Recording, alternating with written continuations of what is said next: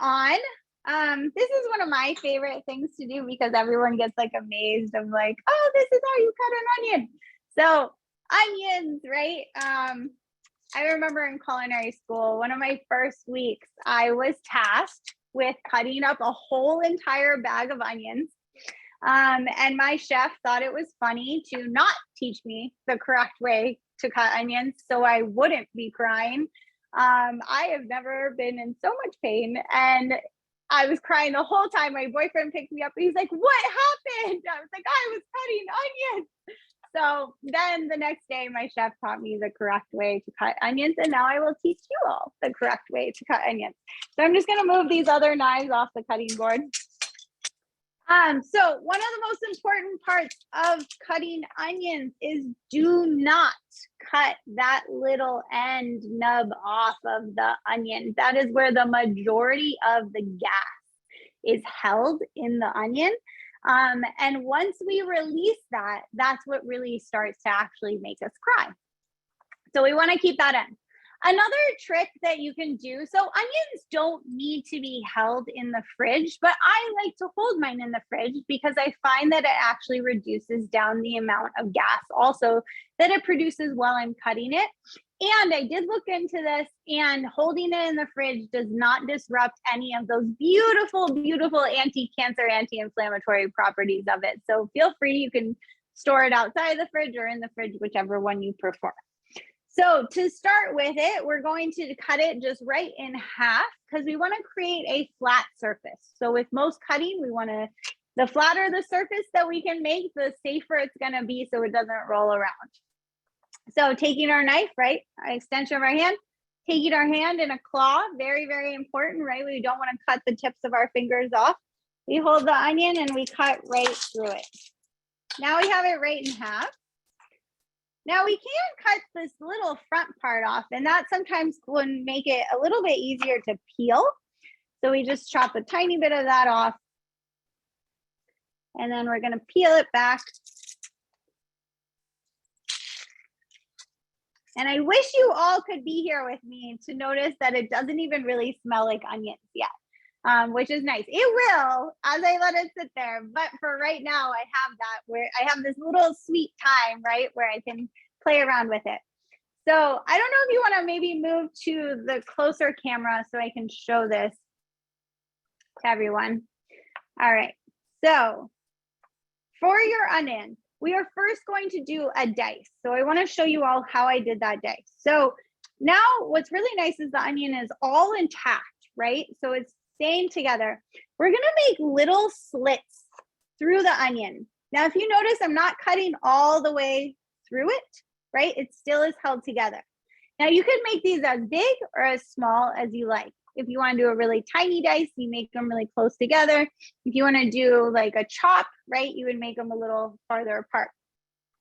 So we're just going to make these little slits down, and you kind of use your hand as a guide. And you go down, you're creating almost like an onion fan, right? So we have that, it's still all held together, you see? And now we put our hand flat right on top, go one through. Now, when we cut down this way, it's already going to all be one size. Let me bring it up to you. See, that's nicely cut. And that will save a lot of time. And then you can just go down,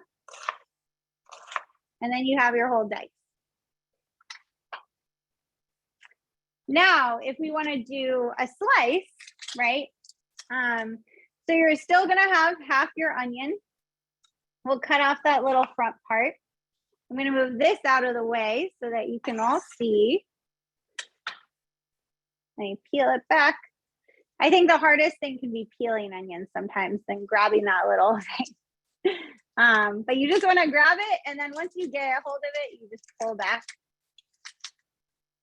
Now slicing, right, as thin or as thick as you want to do. Same thing with your cloth. And then you're just going to go right down like this. And then you get really nice slices.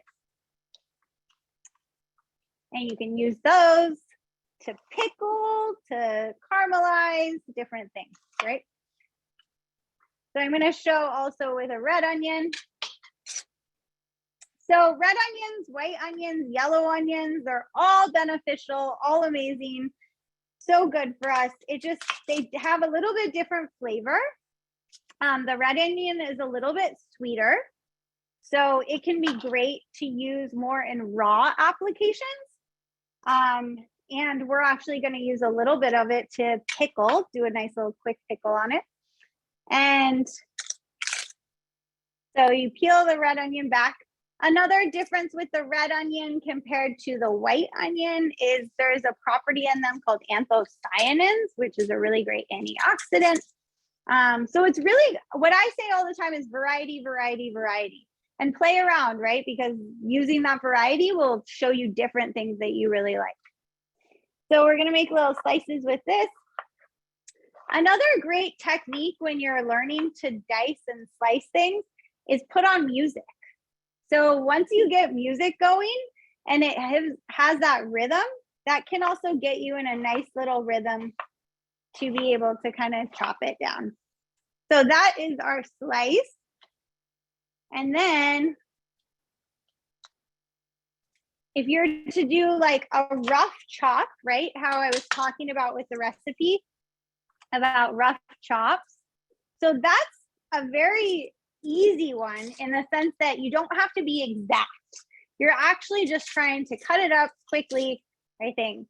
But we can still use our same technique, 1 for safety, 2 for ease, and 3 so that we don't cry. So you're gonna make bigger slits.